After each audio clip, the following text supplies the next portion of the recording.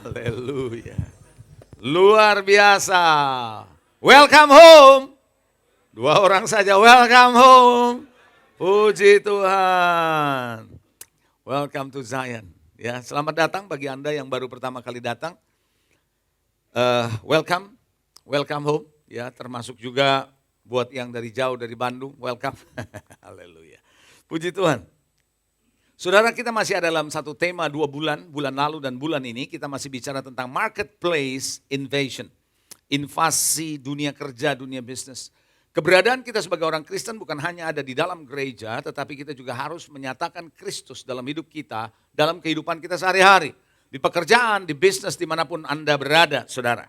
Itu sebabnya Anda mesti mengerti bahwa marketplace invasion minggu lalu, saya coba mau berangkat dari minggu lalu ketika Pastor Susan Hoover berbicara mengenai miracles in the marketplace, bagaimana terjadinya mujizat di marketplace. Saya sangat percaya saudara bahwa di akhir zaman, sebagaimana ketika Anda yang ikut tahun ini ya, saya nggak boleh ngomong salah, tahun ini RGLM, bagi Anda yang mengikut RGLM tahun ini, saya mengatakan bahwa satu-satunya kekuatan yang bisa melawan artificial intelligence adalah miracles from God, supernatural from God. Kenapa? Karena AI bisa menggantikan semua pekerjaan manusia yang kompleks sekalipun dia bisa. Tapi dia tidak pernah bisa mengetahui kehidupan manusia. Karena satu-satunya yang bisa menandingi AI adalah supernatural. Dan itu sebabnya Anda harus percaya pada supernatural dan Anda harus bergerak dalam supernatural. Dan itu sebabnya saudara, kenapa mujizat kemarin yang disampaikan oleh Pastor Susan Hoover menjadi sesuatu yang real dalam kehidupan kita sehari-hari. Amin saudara. Yang mengikuti kemarin minggu lalu, coba angkat tangan saudara. Haleluya, puji Tuhan. Nah hari ini saya akan berbicara bahwa miracle itu bisa terjadi lewat saudara dan lewat saya. Lewat saudara dan lewat saya. Itu sebabnya dia mau pakai saudara untuk menyatakan mujizatnya di dalam kehidupan saudara sehari-hari. It's not all waktu Anda berdoa semata-mata atau waktu ibadah. No.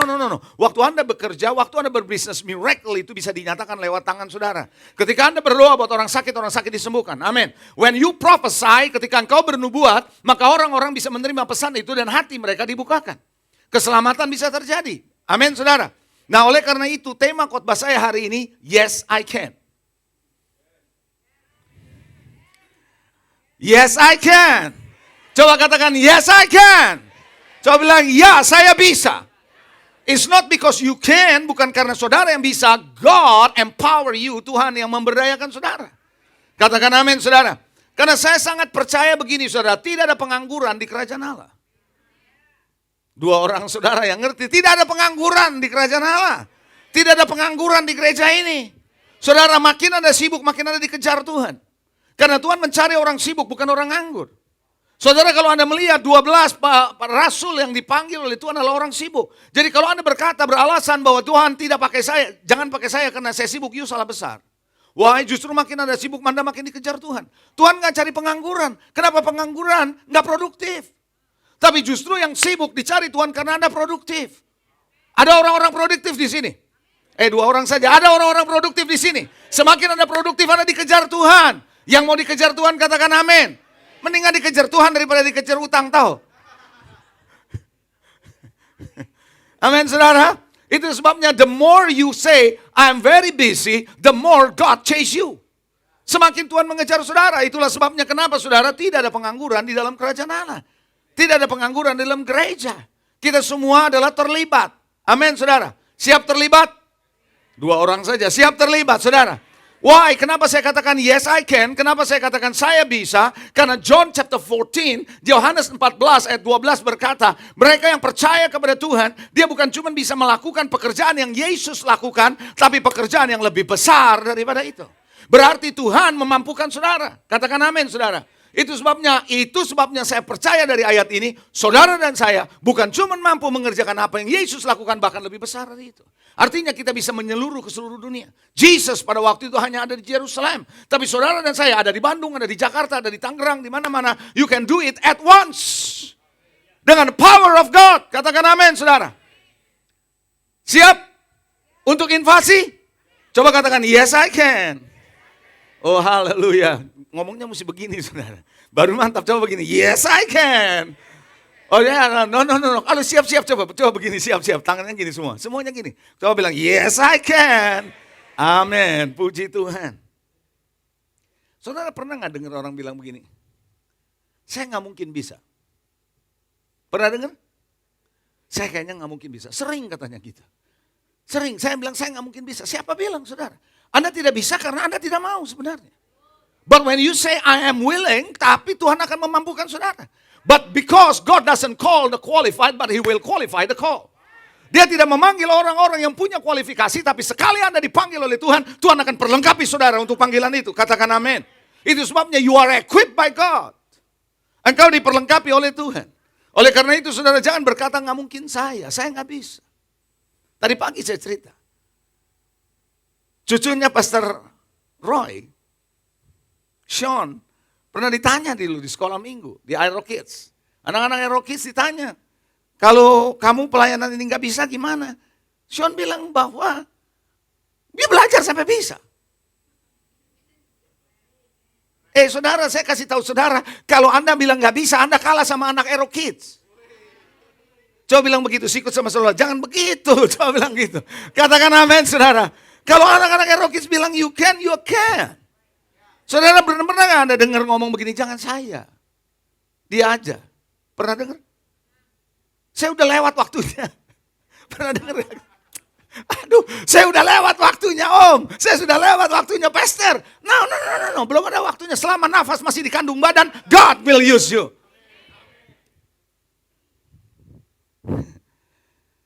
Jangan saya, yang lain aja. Siapa bilang saudara? Coba bilang sebelah saudara. Saya aja, nggak usah kamu. Coba bilang gitu. Coba bilang sebelah saudara. Saya aja, nggak usah kamu. Haleluya. Amin. Lalu Anda bertanya, siapa saya? Siapa saya, Pastor? Hati-hati kalau bertanya siapa saya. You aja nggak tahu siapa saya. Bagaimana saya yang tahu sama kamu? Saudara mesti tahu siapa saudara. Saudara dipilih oleh Tuhan, dipanggil oleh Tuhan, ditetapkan oleh Tuhan. Saya percaya saudara diselamatkan, dipanggil, diberdayakan oleh Tuhan supaya saudara bisa menjadi alat kemuliaan bagi Dia. Saudara tidak dipanggil untuk pengangguran, menikmati sorga sementara Anda ibadah. No, Anda datang ibadah di-equip oleh Tuhan. Hari Minggu Anda di-equip, Anda rayakan kemenangan. Senin sampai hari Sabtu Anda rayakan kemenangan bersama Tuhan. And then you are equipped in Sunday untuk menyatakan bahwa I am ready to be used by God. Aku siap untuk dipakai oleh Tuhan. Katakan amin. Anda siap dipakai oleh Tuhan? No, Anda bukan pengangguran. Karena suatu hari Anda harus mempertanggungjawabkan hidup saudara loh. Jangan saudara bilang, ayat itu kan cuma berlaku untuk pendeta. Siapa bilang itu berlaku buat saudara? Berlaku juga buat saya. Betul atau enggak? Come on. Itu sebabnya setiap kita harus mempertanggungjawabkan hidup kita. Kamu ngapain aja di dunia ini? Jangan sampai Anda bilang, gitu loh saudara. Anda hanya melakukan apa yang Anda punya keinginan. Kegiatan saudara. Saya mengatakan begini saudara, jangan sampai terlambat pada waktunya nanti Anda menyesal. Kenapa dulu saya nggak melayani? Kenapa dulu saya nggak begini? It's too late my friend. Itu udah terlambat. Justru waktu Anda masih muda, justru waktu Anda masih bisa. Hidup ini adalah kesempatan. Kesempatan apa? Untuk memuliakan Tuhan. Kesempatan apa? Untuk memberikan hidup ini bagi Tuhan. Saudara percaya nggak kalau Anda sudah dibeli oleh darah Yesus? Coba yang percaya angkat tangan. Kalau Anda sudah dibeli oleh darah Yesus, berarti hidupmu bukan milikmu lagi. Yang beli yang punya. Kalau Anda beli botol air ini, saudara keluar dari supermarket atau whatever Anda beli, ini milik saudara. Bukan lagi milik toko. Betul? Toko nggak bisa klaim ini milik saya because I have bought it. Aku sudah beli itu. Dan saya mau ngapain terserah saya. Betul atau enggak? And Jesus says bahwa ketika engkau sudah dibeli, hidupmu bukan engkau lagi, tapi aku yang membeli engkau. Itu sebabnya Paulus berkata, hidup yang aku jalani bukannya aku lagi, tapi Kristus yang tinggal di dalam aku. Bahwa hidup bagiku adalah Kristus, mati adalah keuntungan. Oh, kalau Anda tidak menjadi orang Kristen yang ngerti ini, kita hanya menjadi Kristen-Kristenan. Tahu Kristen-Kristenan? Kalau mobil, ada mobil-mobilan. Mobil-mobilan artinya apa? Bohong-bohongan tuh mobil, mainan. Ya. Kalau gereja-gerejaan, ya itu gereja dibikin jadi gereja-gerejaan. Nah Kristen-Kristenan artinya apa? Orang Kristen yang main-main. Apakah Anda orang Kristen yang sejati? Apakah Anda menjadi orang Kristen yang sejati? Anda harus tahu untuk apa kita hidup. Katakan amin, saudara. Saudara tahu kita adalah orang yang berguna di mata Tuhan. Coba bilang sebelah saudara, kamu ini penting loh, coba bilang. Kamu itu penting loh saudara. Nggak ada yang nggak penting, kita ini orang penting. Yang merasa diri orang penting, angkat tangan saudara. Coba yang merasa diri angkat orang penting, coba angkat tangan. Anda penting di kerajaan Allah.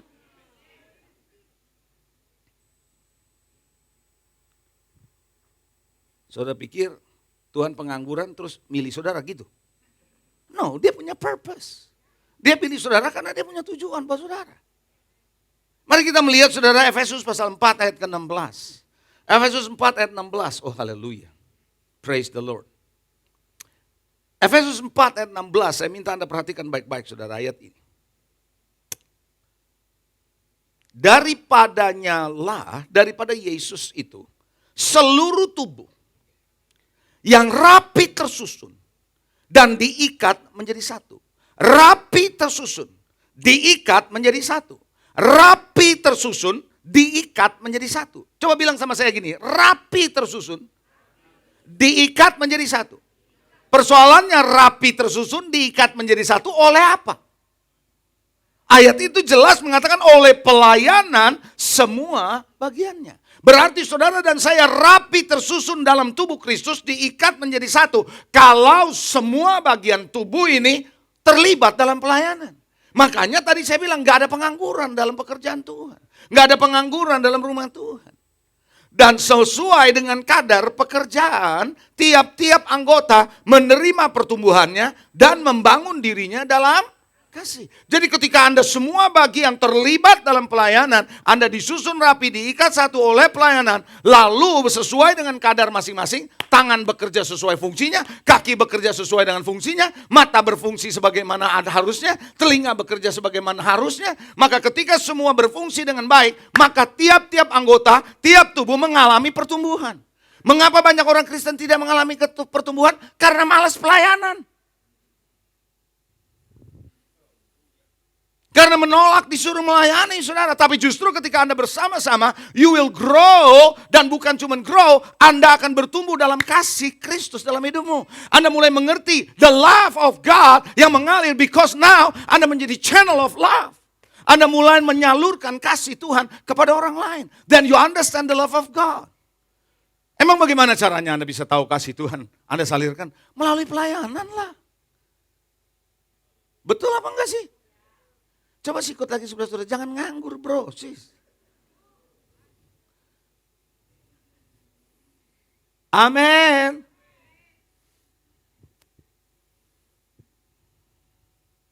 Saudara, saya kasih tahu saudara satu ya. Saudara ada di gereja, Anda lahir sebagai orang percaya, bukan jadi cheerleaders. Tahu, bukan jadi penggembira, tapi Anda harus terlibat di dalamnya.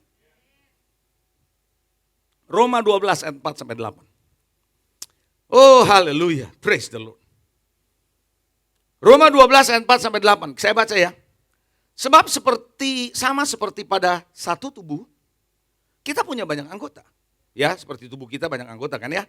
Tapi tidak semua anggota itu punya tugas yang sama toh. Kaki beda sama tangan, telinga beda sama mata, mata beda sama mulut dan seterusnya.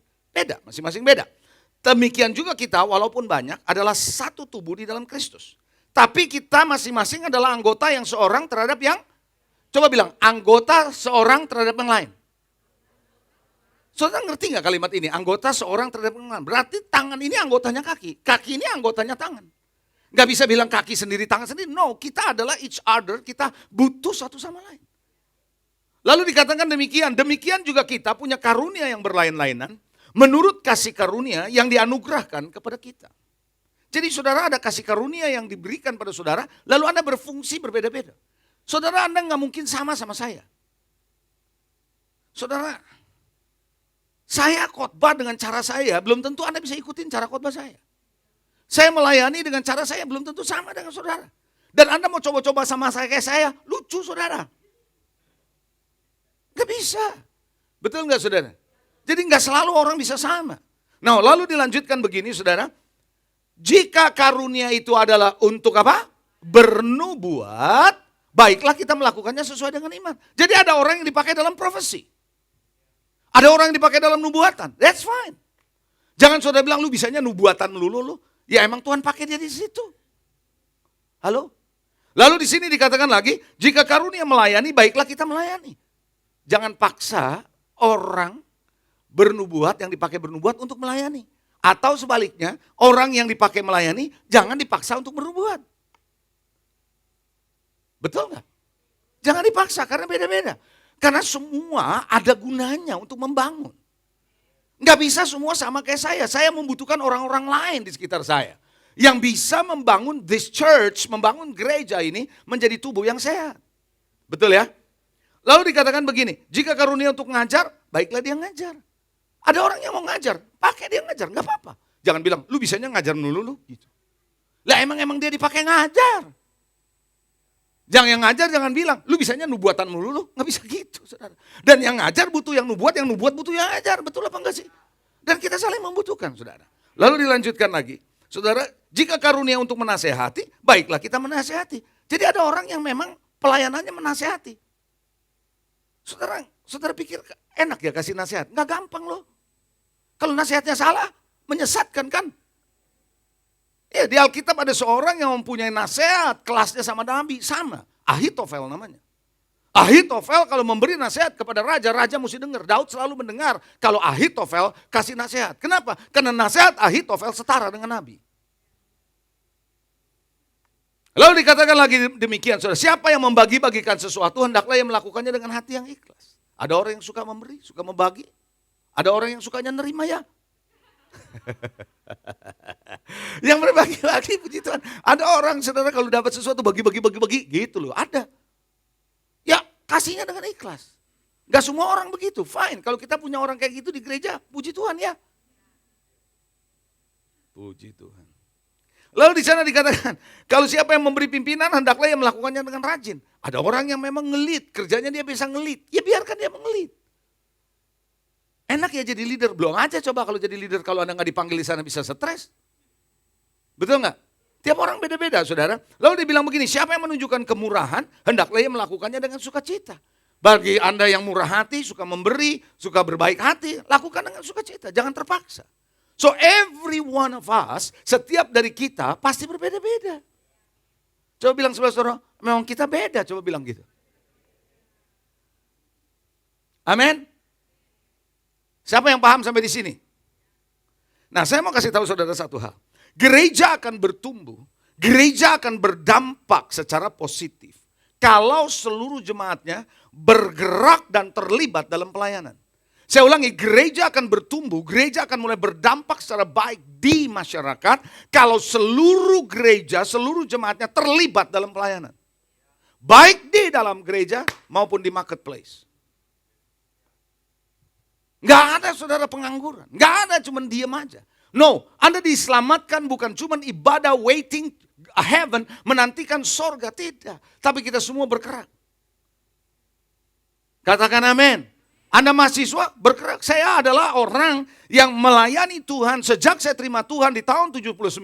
Dan I move in, saya mulai bergerak membawa api di kampus. Pelayanan saya ada di kampus. Sejak saya masih kuliah, saya pelayanan di kampus. Ada banyak orang-orang yang datang ke kampus. Dan hari-hari ini mereka menjadi pendeta besar. Bukan badannya yang besar, namanya besar. Great. Saudara, kenapa? Karena saya terlibat dalam pelayanan. Nah, saya mau ingatkan satu hal begini, saudara. Jangan pernah meremehkan. Jangan pernah menganggap sepele apa yang Tuhan sudah berikan dalam hidup saudara. Jangan pernah anggap sepele. Saya cuma dapat segini. Jangan pernah anggap sepele. Kalau Tuhan sudah invest dalam hidup saudara, it's not about talent only, bukan cuma talenta. Karena kalau talenta bicara soal natural, di mana Anda hidup, Anda butuh talenta itu. Anda butuh bakat untuk hidup. Tuhan tidak pernah berhutang sama siapapun. Makanya ketika Anda lahir, Anda diberikan talenta. Supaya apa? Anda bisa survive dalam hidup ini. Anda bisa mendapatkan penghasilan dalam hidup ini lewat Anda punya bakat, lewat Anda punya talenta. But when you believe God, you trust God, you receive God, Anda terima Yesus, Tuhan berikan karunia yang lain. It's a spiritual gift. Adalah karunia spiritual buat saudara. Dan disitulah Tuhan mau apa yang ada pada saudara, engkau bagikan pada orang lain. Tadi kan saya bilang, kita semua berlainan. Amin saudara. Jangan pernah anggap enteng saudara. Anda punya pelayanan, jangan main-main. Saudara, Kalau nggak ada yang ngatur kursi ini, nggak duduk loh. Bener nggak? Kalau yang ngatur ini mikrofon, Anda nggak dengar khotbah saya loh. Ya atau enggak? Ya, semua orang punya tugasnya. Dan kadang-kadang gulung kabel itu adalah ministry awal. Dan setiap orang terlibat di situ. Jangan pikir enggak. Betul enggak? Orang yang ada di MCR di atas itu, saudara, bagian mendesain, nggak ada itu, nggak jadi di LED nih. Saya punya PowerPoint nggak muncul, saudara. Jadi apa yang Tuhan sudah tanamkan dalam hidup saudara, Anda harus tahu itu berharga, itu mulia. Hargai apa yang Tuhan berikan pada saudara. Tuhan mau saudara develop itu. Katakan amin. Kita sering bilang rumput di tetangga. Rumput di tetangga, hati-hati itu. Sama padahal. Bahkan dia kadang-kadang lebih coklat, tapi kita lihatnya lebih hijau. Kenapa? Karena udah bosan lihat rumput sendiri. Betul nggak? Makanya kadang-kadang saudara, ini bercanda ya. Begitu ada pendeta luar khotbah di sini, lain lu pastor. Lain. Saya tuh ngerti pastor kalau dia khotbah gitu, saudara. Kenapa? Karena kita udah terbiasa dengar khotbahnya pastor.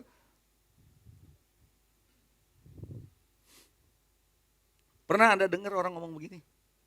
Seandainya saya lahir di keluarga itu, saya pasti bisa. Kenapa sih mesti begitu? Emang apa hebatnya keluarga itu? Emang keluarga saudara kurang hebat apa? Seandainya saya bisa bahasa Inggris kayak dia, saya sekolah di luar negeri. Terus kenapa kalau Anda nggak keluar sekolah ke luar negeri? Bukan soal keluar negerinya atau nggak keluar negerinya, soalnya ada Tuhan atau enggak dalam hidupmu. Bukan soal Anda bahasa Inggrisnya lancar atau enggak. Enggak apa-apa saudara. Walaupun bahasa Inggrismu bahasanya Jawa. I don't know what do you mean by that. Gitu saudara. Anda ngerti gak orang Jawa kalau ngomong begitu? I don't know what do you mean by that. Gitu loh saudara. Ya gak apa-apa. Yang penting orang ngerti maksudnya.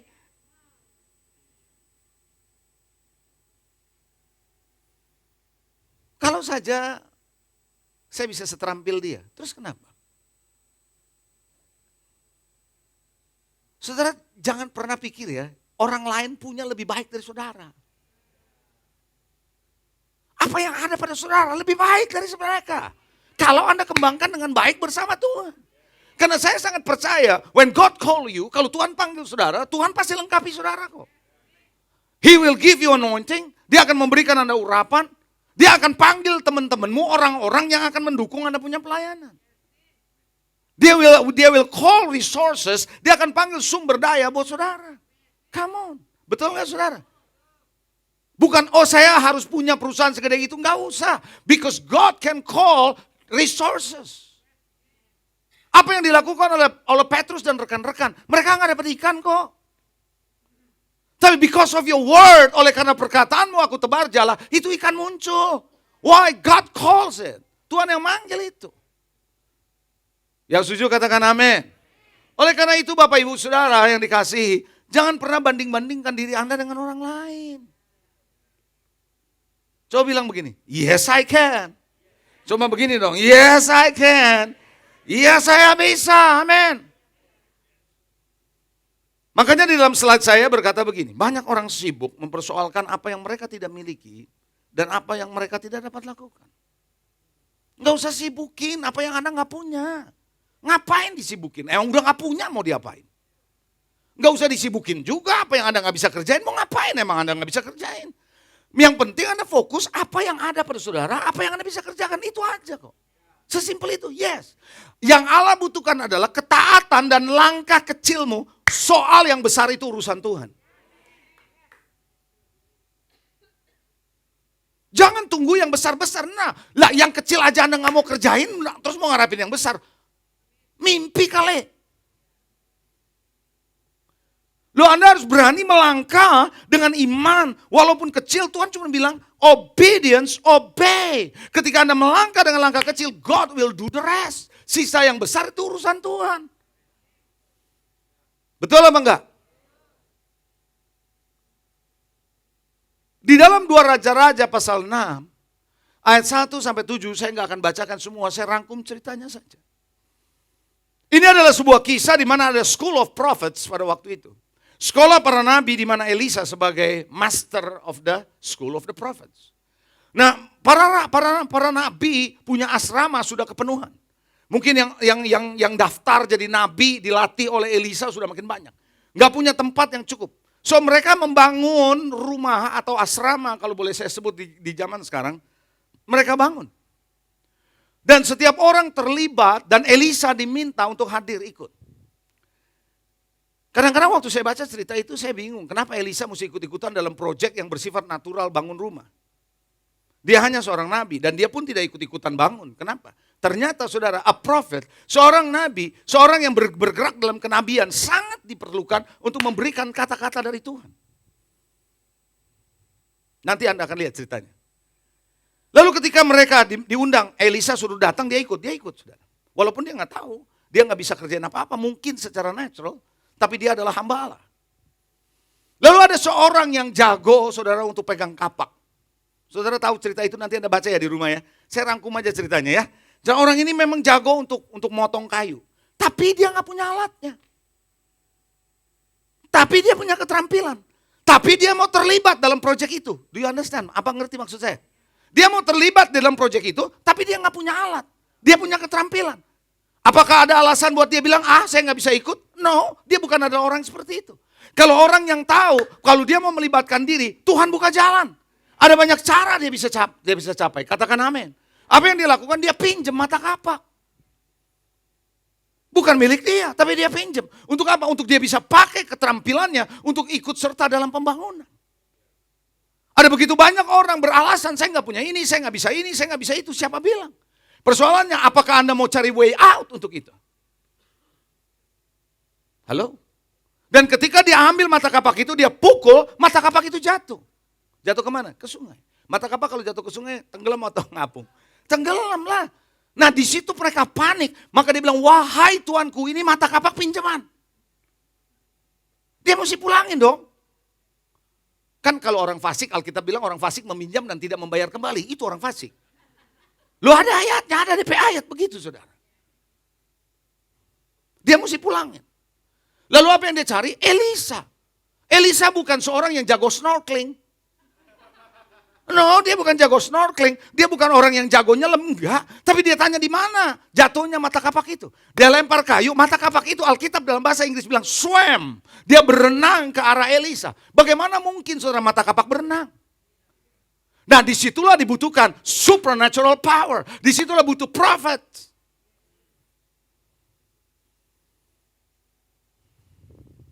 Coba bilang gak ada alasan. Coba bilang sebelah saudara, jangan cari alasan lah.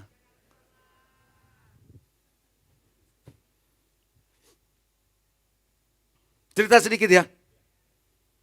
Banyak juga boleh ya. Anak saya Josie yang ketiga. Tahun ini selesai, puji Tuhan. Akhir tahun selesai.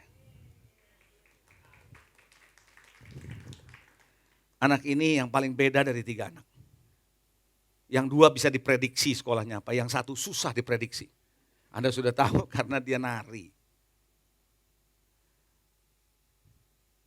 Waktu awal tahun, setahun apa 2 tahun dia mulai sekolah di situ. Dia bilang begini sama saya, Dad, aku mau kerja. Mau kerja? Kerja apa? Saya curiga saudara. Kenapa saya curiga?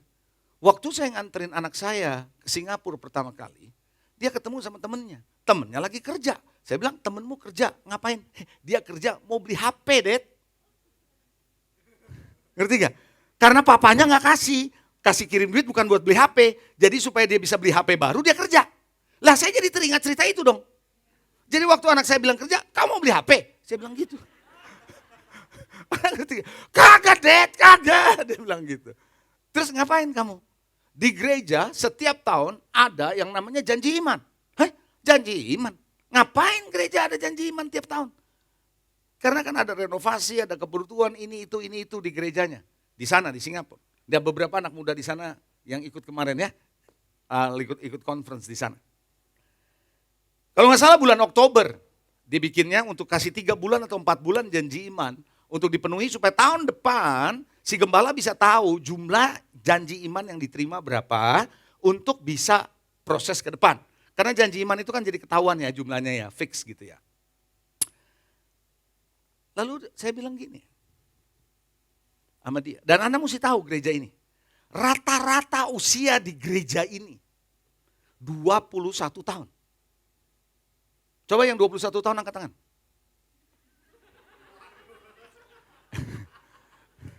Ini namanya mencoba-coba melupakan kekinian gitu ya. Oke, siapa yang usia 21? 21. Satu orang tuh. Coba yang usia di atas 30. Ya 40 saya nggak angkat tangan lah. Apalagi 50. Saya tidak mau mempermalukan saudara, Bu. Artinya kalau rata-rata 21 tahun, itu gereja anak muda. A youth church. Dan anak muda, bolui ya. Tahu bolui gak? Itu bahasa Jerman. Mojen, tahu mojen? Nggak ada duit. Jadi saya tanya, kamu mau kerja ngapain? Saya mau ikut janji iman, Dad. Oke, coba cerita sama saya. Ceritalah dia tentang janji iman di gerejanya. Kenapa kamu mau? Kamu janji iman berapa? Senilai gitu. Terus dia bilang gini, anak-anak yang di bawah saya, Dad, usianya di bawah saya, berani lu kasih. Saya bilang kalau berani kasih, ya terang aja duit bapaknya. Kalau bapaknya kirim dia kasih, enak aja kata dia gitu. Enggak, Dad. Jadi mereka juga kerja. Kerja ngapain? Kerja cari duit terus kasih buat gereja. Oh. Lalu saya tanya anak saya, jadi kamu juga mau begitu? Iya. Mau kerja di mana? Dia kerjalah di bagian bakery di sana. Dia kerja. Hasil kerjanya 100% dia kasih buat gereja. Saya mau tanya, ada nggak alasan buat anak-anak saya, anak-anak yang nggak mendapat penghasilan bilang saya nggak bisa memberi? Ada alasan itu. Tapi mereka tidak mau cari alasan itu. They try to find a way untuk bisa terlibat in the project. Saya percaya saudara, gak ada alasan. Yes I can. Coba bilang sebelah saudara, yes I can. Gak ada alasan. Justru kadang-kadang kita yang lebih dewasa yang punya alasan. Mereka bilang no, I work. Di Amerika saya pernah ketemu sebuah gereja, anak-anak muda. Saya bingung setiap hari pagi, begitu selesai ibadah, om yang mobilnya mau dicuci sini cepetan, katanya gitu. Saya lagi bingung, hebat juga nih gereja, anak mudanya. Boleh nih kalau di gereja saya begini, saya pikir gitu saudara. Anak mudanya panggilin, om mobilnya. Saya tanya sama gembalanya, ini tiap minggu begini hebat juga anak muda. Gimana caranya kau ngajar? Bukan, mereka lagi raising fund buat kegiatan mereka. Ngapain? Mereka nggak tahu, mereka nggak kerja, pastor. Jadi mereka cuci mobil, bayar sejam berapa? Bayar cuci mobil berapa? Dan jemaat cuci mobil sama mereka. Kenapa? Supaya bisa nabur buat mereka dan mereka pakai untuk pelayanan mereka. Saya kasih tahu saudara, nggak ada alasan bilang nggak bisa. Nggak ada alasan. It's about do you want it or not? Come on, amin saudara. Coba bilang yes I can. Oh coba bilang begini, yes I can. Itulah sebabnya mengapa Bapak Ibu Saudara, saya sangat percaya. Kita sering beralasan karena apa yang kita punya. Ketika Yesus berkata berikan makanan kepada 5.000 orang ini, murid-murid bilang apa artinya 5 roti 2 ikan ini? Kalau Anda bersedia, Anda memberikan itu kepada Tuhan, Tuhan bisa melipat gandakan kok. Ada amin saudara? Yes, itu sebabnya tadi pagi waktu ibadah pertama, Hosea berkata ketika Abraham mempersembahkan Ishak, bawa kepada Ishak kepada sebagai korban. Setelah dia korbankan baru muncul ada yang namanya korban ganti. Disebut Jehovah Jireh. Jehovah Jireh baru muncul ketika Abraham melangkah dengan iman. Penyediaan Tuhan akan berlaku ketika Anda melangkah dengan iman. Bisa katakan amin saudara? Itu sebabnya banyak kali saudara kita hanya menantikan berkat, tapi kita sendiri tidak mau melangkah. Dan ini saya percaya saudara, orang ini gak ada alasan. Mata kapaknya dia minjem pun, dia mau pakai. Bisa katakan amin saudara? Saudara ketika Saul diurapi jadi raja, Tuhan bilang apa melalui Samuel? Kalau tanda-tanda ini muncul padamu, kerjakan apa yang di tanganmu. Gak usah nunggu yang nanti punya apa, pokoknya apa yang di tanganmu, kerjakan. Allah beserta dengan engkau. Bisa katakan amin? Kita lihat slide berikut ini. Oh haleluya. Siapa yang paham apa yang saya sampaikan? Coba lambaikan tangan. Anda bisa? Saya bisa? Coba bilang saudara-saudara, kamu pasti bisa. You can. Banyak orang menyepelekan atau meremehkan apa yang ada pada diri mereka. Menganggap apa yang orang lain miliki jauh lebih bagus.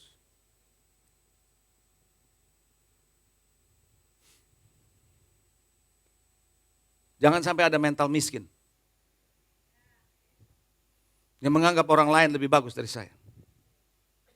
Mental miskin membuat saudara tetap miskin. Halo? Anda harus tahu bahwa apa yang Tuhan berikan pada saudara lebih baik dari mereka. Yang setuju sama saya katakan amin. Saudara percaya itu? Ya. Suatu hari Musa diutus sama Tuhan, ya. Musa mau gak waktu diutus Tuhan? Gak mau. Kenapa dia bilang gak mau? Aku gak pinter ngomong. Aku nih orang di belakang meja. Aku nih orang accounting. Orang pembukuan jarang ngomong. Ngitung aja.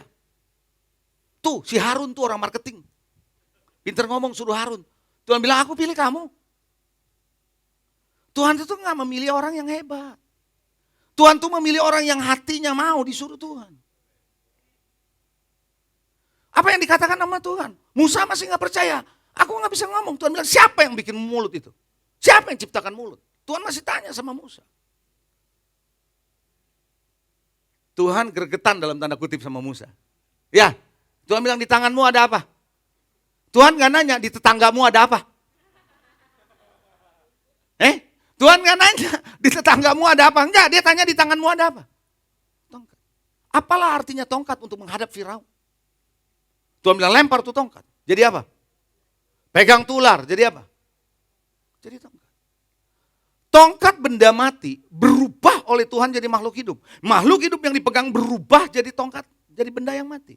Kalau Tuhan yang memerintah, Tuhan yang melengkapi saudara. Tuhan yang memperlengkapi saudara. With His power, with His anointing. Come on. Amin saudara. Bukan saudara yang bisa. Kalau Tuhan mau pilih saudara, walaupun Anda punya kualifikasi lebih sedikit dari teman-temanmu, dari keluargamu, dari kakakmu, dari adikmu. Kelihatannya Anda punya kualifikasi sangat rendah. Nggak mungkin. Kalau God chose you, He will equip you. Dia akan lengkapi saudara. Amin saudara. Karena bukan, it's not about you, it's not about me, it's about God.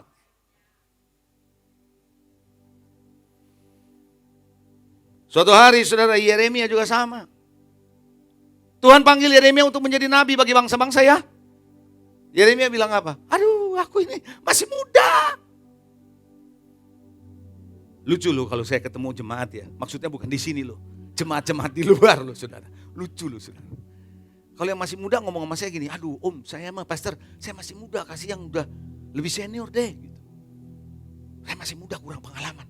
Terus kita ngomong sama yang senior jawab apa? Coba saya mau tanya, yang senior jawab apa? Jangan saya waktunya udah lewat, kasih yang muda. Maksud lo apa sih?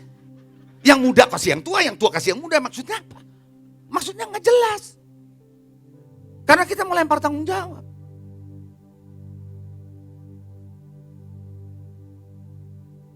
Yeremia bilang saya ini masih muda. Tapi kalau Tuhan yang pilih, Tuhan yang lengkapi. Percaya gak sih Tuhan lengkapi saudara? Coba yang percaya katakan amin.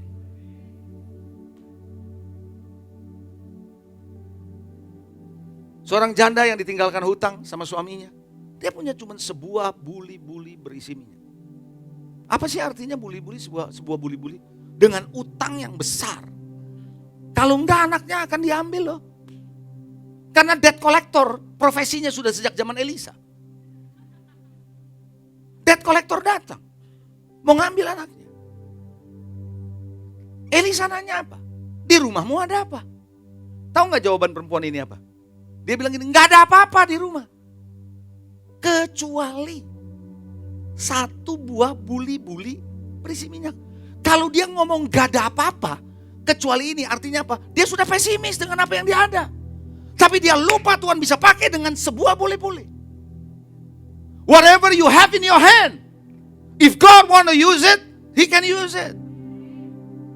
Dia bisa mengubah air jadi anggur kok. Lalu Tuhan bilang kepada perempuan itu, oke, bawa sini.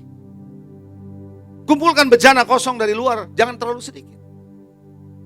Karena Tuhan akan bikin miracles. Miracles is about to happen. Bahwa mujizat akan segera terjadi. Hanya dari sebuah buli-buli berisi minyak.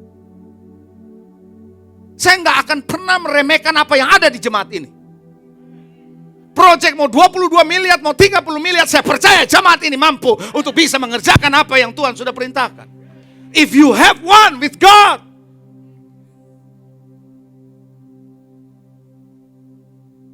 Bisa katakan amin. Lalu dia tuang semua bejana. Penuh gak tuh bejana? Kapan minyak itu berhenti? Gak ada lagi bejana. Kalau bejana masih ada, ngalir terus. Jangan main-main sama Tuhan. If you have something with you, bring it to God. Mujizat terjadi. Saya tiba-tiba diingatkan, saudara, gereja Paul Choyonggi atau David Choyonggi yang sudah menjadi almarhum. Saya pernah membaca bukunya. Saya nggak pernah ke Korea, ke gerejanya, tapi saya baca bukunya. Pastor Choi Yong-gi waktu itu lagi mau membangun suatu gereja.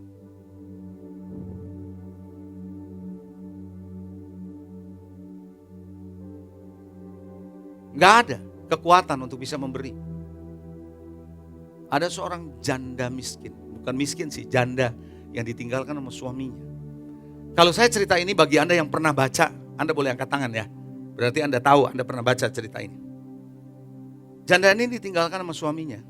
Semangkok lapisan emas mangkoknya dengan sumpit emas untuk makan. Siapa yang pernah dengar cerita itu? Ada yang pernah dengar cerita itu? Coba lambaikan tangan. Ibu pernah dengar? Hanya sumpit emas dan mangkok emas untuk makan. Dia tahu Pastor Chow lagi mau membangun.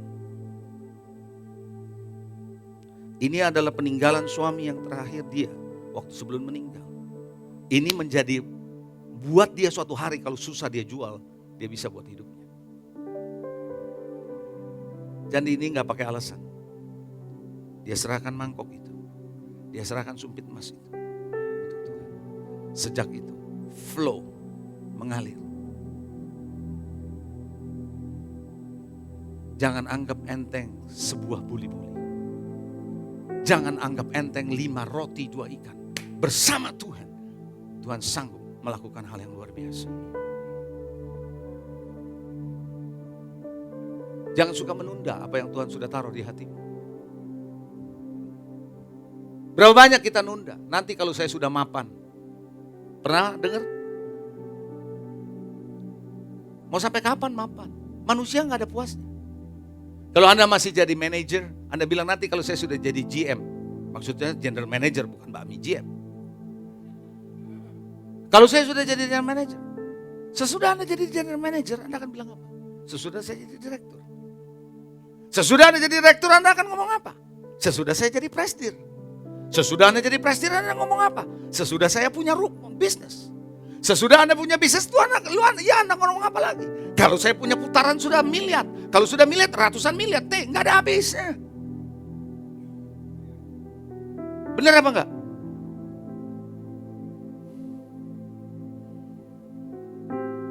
Tunggu kalau saya sudah punya penghasilan tertentu. Sekarang hasil saya baru captiau. Tahu captiau? Tahu nggak captiau? 10 juta. Tunggu kalau gaji saya gocap tiau. Udah dikasih 50 juta, tunggu cepet tiau. Udah kasih cepet tiau, tunggu gopet tiau. Sekarang udah gak suka dengan tiau, M. Tunggu kalau gue udah 1 M. Udah 1 M, ntar ratusan M, udah ratusan M, tunggu gue T. Gak ada habis-habisnya. Gak ada habis-habisnya. Jangan menunda, kata Tuhan. Kalau Anda mau melakukan sesuatu buat Tuhan. Tunggu kalau saya sudah sembuh. Saya kan masih sakit, pastor. Tunggu kalau saya udah sehat. Oh ya? Pernah dengar kisah tentang seorang bintang film yang kena kanker? Belum pernah dengar? Kena kanker stadium 4. Dokter udah angkat tangan di Singapura. Dia ke gereja di Singapura. Suatu hari dia bilang sama istrinya, saya mau bersaksi di gereja. Istrinya bilang, mau ngapain lu bersaksi? Lu masih sakit. Kita kan orang Kristen berpikir gitu ya. Kalau mau bersaksi tuh tunggu dari sakit sembuh, baru Tuhan dimuliakan. Kalau bangkrut jadi kaya lagi, bersaksi Tuhan dimuliakan. Lah masih sakit, mau bersaksi apa? Apanya yang dimuliakan? Dia bilang, emang gue gak bisa bersaksi kalau Tuhan itu baik. God is good all the time. God is good all the time. Dia mau bersaksi itu. Singkat cerita dia bersaksi bagaimana kebaikan Tuhan di tengah sakitnya. Satu gereja dilawat Tuhan. Kalau Tuhan mau melawat gereja, gak harus tunggu Anda gini. No. Orang sakit bisa dipakai Tuhan untuk melawat. Kalau Tuhan mau. Tuhan bisa pakai saudara. Coba bilang, yes I can.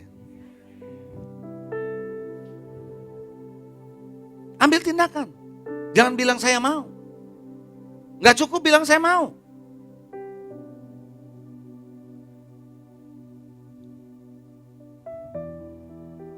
Paling gampang bilang saya mau. Tapi yang persoalan adalah berani gak bertindak dengan apa yang you mau.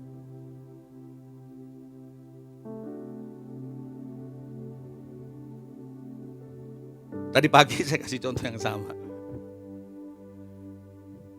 Ada 4 ekor katak bertengger di sebuah ranting pohon. Di bawah sungai lagi mengalir. 4K, bisa matematika dong. 2 katak bilang, gua mau nyemplung nih. 2 bilang mau nyemplung. 15 menit kemudian saya mau tanya. Ada berapa katak sekarang? Saya tanya, ada berapa katak setelah 15 menit kemudian? 2 yang bilang 2? Yang bilang 4? Oh yang lain gak bisa ngitung. 2 atau 4? Kenapa 4? Karena cuma mau. Coba bilang sebelah saudara, jangan contoh tuh katak. Yang cuma bilang mau, but you don't do it.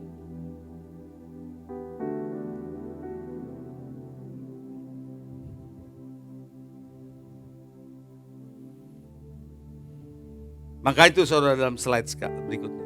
Mulai ambil tindakan. Bukan cuma bilang kepingin. Saya kepingin pelayanan sebenarnya pastor.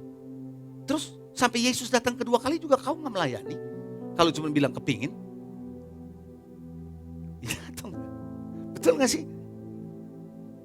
Saya kepingin deh terlibat. Kepingin doang. Saya kepingin jadi berkat, tapi gak pernah melangkah. Kepingin tidak akan membuat saudara mengalami Tuhan. Melangkah dengan iman. Yang setuju, katakan amin. Saudara tahu, kenapa Saul bisa jadi raja? Ada seorang kingmaker. Kingmaker yang tidak disebut namanya. Seandainya namanya disebut, pasti saya akan bilang cucu saya namanya itu. Because he is a kingmaker yang membuat Saul jadi raja. Dia adalah pembantu asisten yang dari ayahnya Saul untuk menyertai Saul karena bapaknya kehilangan keledai. Dia nyari gak dapet. Terus Saul mau pulang. Sang pembantu bilang begini, asisten ini, ngapain kita pulang? Cari pelihat. Karena zaman dulu Nabi disebut pelihat. Cari pelihat. Saul bilang, mau ketemu pelihat, mau bawa apa kita? Kita gak bawa apa-apa. Jangan ketemu pelihat gak bawa apa-apa, gak enak tangan kosong. Aku ada 1/4 shekel perak di tanganku, milikku sendiri. Aku akan berikan. Dia adalah bujang. Bukan kaya seperti Saul. Dia pakai ini untuk mempertemukan dengan pelihat. Ngerti gak cerita itu? Oh iya, baik juga kamu ya, ayo kita ketemu. Begitu dia ketemu Samuel, Samuel bilang, ini adalah Raja Israel. Urapi dia. Siapa yang membawa bujangnya? Nobody. Yes, I can. Kalau Anda mau terlibat dalam proyeknya Tuhan, gak perlu namamu besar. Tapi kalau Anda berkata saya mau terlibat, bisa. Ya atau tidak? Mendorong Saul, akhirnya Saul menjadi raja. Anda bisa temukan cerita itu dalam 1 Samuel 9 ayat 5 sampai 8. Ada seorang perempuan pembantu yang hasil jarahan atau hasil pampasan perang. Kalau Naaman lagi perang sebagai raja Aram, tentara raja Aram. Gak disebut namanya di Alkitab. Tapi tentara Aram, panglima tentara Aram yang namanya Naaman kena kusta. Perempuan ini yang bilang, ada seorang nabi di Israel bisa menyembuhkan Tuhan. Bukan siapa-siapa. Tapi dia terlibat dalam proyek besar. Saya sangat percaya di gereja ini ada banyak orang-orang yang bisa terlibat dalam proyek Tuhan di akhir zaman. Yang berkata, yes I can. Coba berkata, yes I can.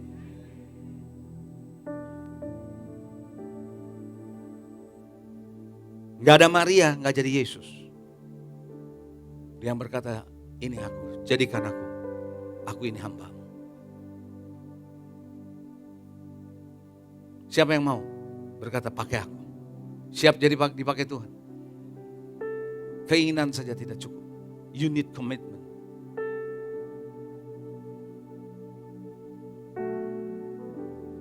Invasi ke dunia kerja, marketplace invasion. Ada 7 hal yang saya mau sampaikan secara cepat saja. Kesimpulan saya punya khotbah. Yang pertama, nggak ada di slide saya. Anda boleh catat. Tuhan menyelamatkan dan memanggil saudara dan saya. Tuhan menyelamatkan dan memanggil saudara dan saya untuk menyatakan karya Kristus. Tuhan manggil saudara bukan cuma buat beribadah, untuk menyatakan karya Kristus. Yang kedua, Tuhan sudah melengkapi saudara dan saya untuk suatu tugas yang Dia sudah tentukan buat saudara. He will qualify your call. Dia sudah melengkapi saudara dan saya untuk suatu tugas. Percayalah Tuhan melengkapi saudara. Dan yang ketiga, bukan cuma melengkapi, tapi Tuhan mau saudara dan saya terlibat dalam pelayanan. Bukan cuma saja di gereja, juga di marketplace. Tuhan mau saudara seperti itu. Mau terlibat. Yang keempat, apa yang ada pada saudara, apa yang bisa Anda lakukan, percayalah dan melangkah saja. Apa yang ada, apa yang bisa, kerjakan. Gak usah tunggu orang lain punya, gak usah. Apa yang ada pada saudara. Kalau Anda kepingin sesuatu yang Anda kerjakan, kerjakan, jangan tunggu. Yang kelima, saya tidak harus mengerjakan yang sama dengan orang lain. I don't need to do the same thing like others. Gak perlu sama dengan yang lain. Karena kita memang beda ya. Dan yang keenam, Tuhan selalu beserta dengan kita. Anda harus tahu God is with us. Di marketplace, yes. Dan yang terakhir ketujuh, ya saya bisa. Ya saya bisa. Coba katakan, ya saya bisa. Yes I can.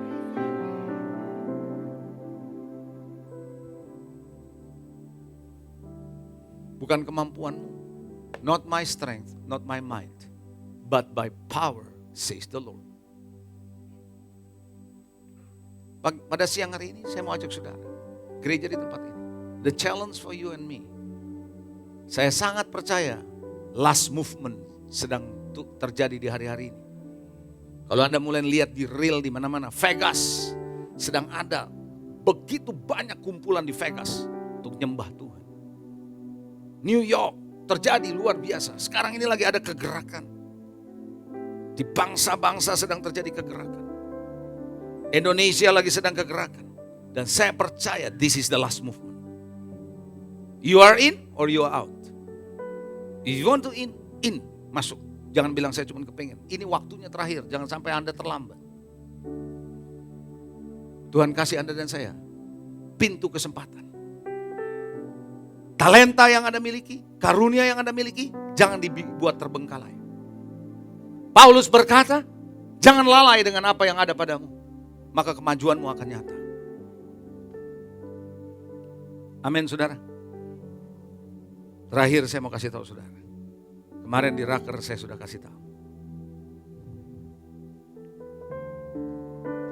Ketika doa bersama-sama dengan para full time dan pendoa beberapa minggu yang lalu di September, saya mendapat satu vision. Visi itu saya melihat ada pintu-pintu yang tertutup. Di depan setiap pintu ada kotak-kotak. Rada remang-remang tempatnya. Tapi pintu itu gak bisa dibuka dan semua ini kelihatan kayak sudah lama. Begitu lampu itu terang, saya bisa lihat pintu berkarat tidak bisa buka. Dan kotak-kotak itu berdebu. Di depan setiap pintu. Begitu dibuka kotak itu, isinya senjata perang yang sudah terbengkalai. Kotor. Tuhan katakan kepada saya, inilah senjata dari anak-anak Tuhan yang selama ini dibengkalai. The calling of God, panggilan Tuhan. Pelayanan yang diabaikan selama ini. Yang menarik, ketika ada orang yang mengambil, membersihkan, pintu itu terbuka. Boom, boom, boom, otomatis. Yang sudah begitu lama tidak bisa terbuka, terbuka otomatis. Saya beritahu, ketika Anda berani mengambil kembali apa yang menjadi bagian, you will see open heaven. Anda akan melihat doors will be open in front of you. Itu sebabnya saya mau katakan sama saudara, this is the time. Shifting sepanjang tahun ini membawa kita untuk masuk di tahun depan lebih luar biasa bersama Tuhan. Katakan amin. Apakah Anda siap untuk berkata, pakai aku, utus aku? Jangan cuma bilang kepingin. Apapun yang Anda bisa kerjakan, kerjakan. Saya undang Anda bangkit berdiri.